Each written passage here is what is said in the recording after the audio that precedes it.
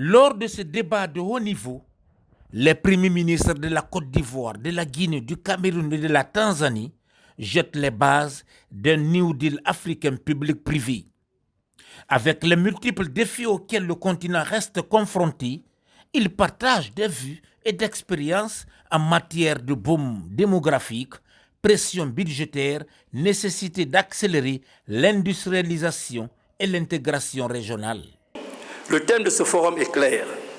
Un nouveau pacte entre gouvernants et secteur privé. Un pacte qui permettra un dialogue au niveau continental entre le secteur privé et le secteur public. Un pacte qui permettra de créer des chaînes de valeur robustes qui nous permettront d'intégrer nos économies.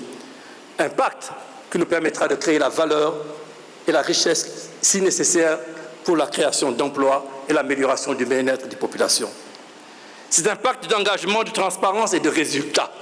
Le Premier ministre guinéen, Amadou Ouriba, dit son assurance à construire dans la transparence un cadre dynamique et efficient avec le secteur privé tout en améliorant la gouvernance des structures privées. Il y a eu beaucoup de hauts et de bas, mais notre volonté, c'est de rompre avec la fatalité qui veut que les minerais, les ressources minières constituent une fatalité dans le continent africain. C'est le challenge. Comment nous avons réussi cela? Dans un contexte où il y a des enjeux dans une période de transition politique. La stratégie qui a été mise en avant, d'abord c'est une vision, une volonté.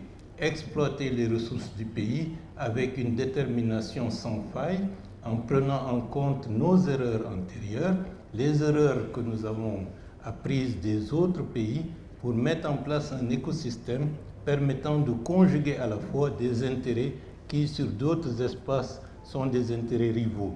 Faire travailler des Chinois et des Américains, des Européens avec les Chinois et les Américains à la fois, ce qui fait que progressivement, nous avons réussi à mettre en place une alliance effective, concrète sur le terrain pour qu'il y ait une co-construction du projet minier Simandou.